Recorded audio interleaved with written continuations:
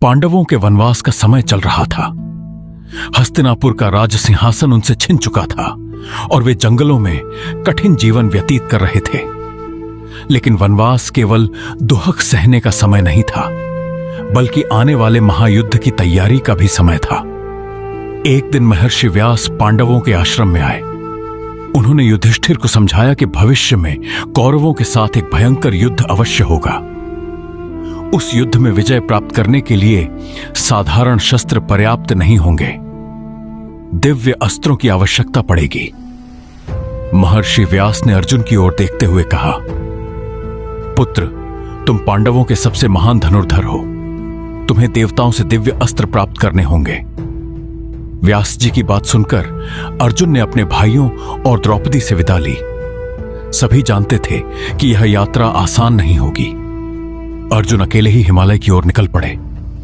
दिन रात चलते हुए वे घने जंगलों, ऊंचे पर्वतों और कठिन रास्तों को पार करते गए। अंततः वे इंद्रकील पर्वत पर पहुंचे। वहां का वातावरण अत्यंत शांत और दिव्य था। अर्जुन ने निश्चय किया कि वे भगवान शिव को प्रसन्न करने के लिए कठोर तपस्या करेंगे। उन्होंने एक पैर पर खड़े होकर ध्यान लगाना शुरू किया। दिन बीतते गए, सप्ताह बीत गए और फिर महीने बीतने लगे।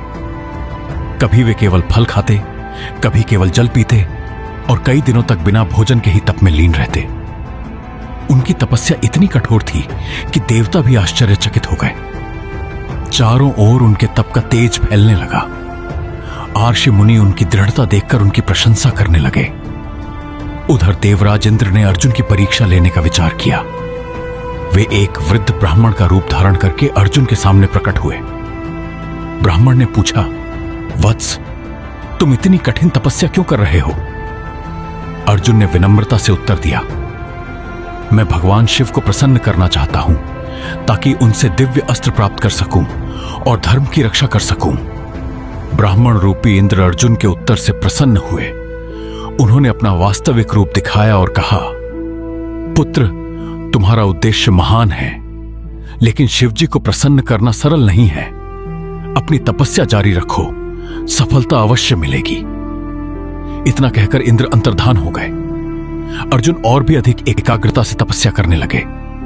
उनकी भक्ति और समर्पण देखकर भगवान शिव प्रसन्न हो गए, लेकिन वे अर्जुन की वीरता और धैर्य की परीक्षा लेना चाहते थे।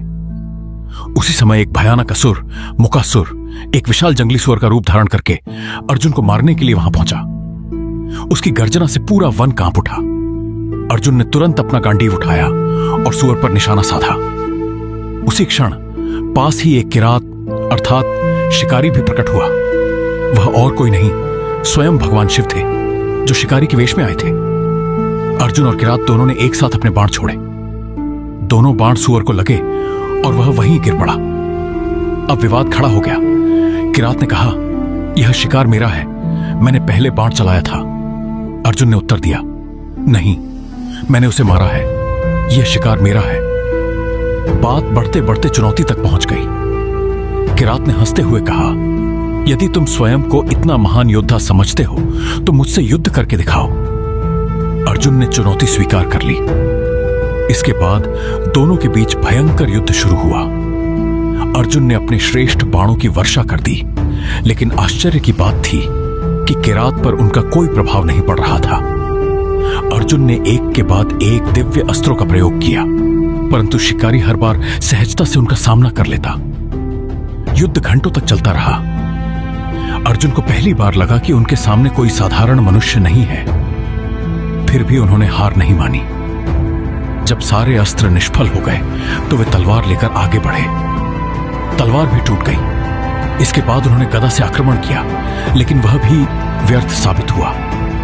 अंत में दोनों के बीच भयंकर मल्लयुद्ध हुआ। अर्जुन ने अपनी पूरी शक्ति लगा दी, लेकिन किरात अडिग खड़ा रहा। थककर अर्जुन भूमि पर गिर पड़े। कुछ समय बाद जब उन्हें होश आया तो उन्होंने पास की मिट्टी से एक शिवलिंग बनाया और भगवान शिव की पूजा करने लगे। उन्होंने फूल अर्पित किए और प्रार्थना की, हे महादेव, यदि मेरी भक्ति सच्ची है तो मुझे दर्शन दीजिए। लेकिन तभी अर्जुन ने एक अद्भुत दृश्य देखा। जो फूल उन्होंने शिवलिंग पर चढ़ाए थे वे अब उस किरात के मस्तक पर दिखाई दे रहे थे। यह देखकर अर्जुन आश्चर्यचकित रह गए। उन्हें तुरंत समझ आ गया कि यह कोई साधारण शिकारी नहीं बल्कि स्वयं भगवान शिव हैं। वे तुरंत उनके चरणों में गिर पड़े और बोले, हे देवाधिदेव महादेव, मैं आपको पहचान नहीं पाया, मेरे अपराध को क्षमा करें। तभी किरात का रूप बदलने लगा। वहां भगवान शिव अपने दिव्य स्वरूप में प्रकट हुए। उनके साथ माता पार्वती भी थीं। पूरा वातावरण दिव्य प्रकाश से भर गया। देवताओं ने आकाश से पुष्प वर्षा शुरू कर दी।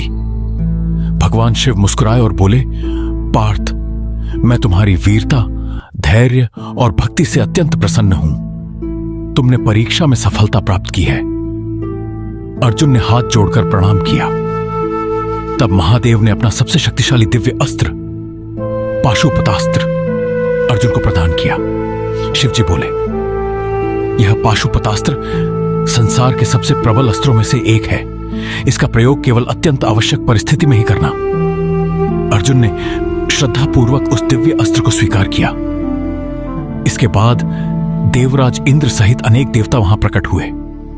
सभी ने अर्जुन की प्रशंसा की और उन्हें अन्य दिव्य अस्त्र भी प्रदान किए। अब अर्जुन पहले से कहीं अधिक शक्तिशाली हो चुके थे। उन्होंने देवताओं को प्रणाम किया और अपने भाइयों के पास लौटने की तैयारी की। उधर वन में रह रहे पांडव अर्जुन की प्रतीक्षा कर रहे थे। उन्हें विश्वास था कि अर्जुन अवश्य सफल होंगे। अर्जुन की यह तपस्या केवल दिव्य अस्त्र प्राप्त करने की कथा नहीं थी, बल्कि यह धैर्य, समर्पण, परिश्रम और भक्ति की भी अद्भुत मिसाल थी।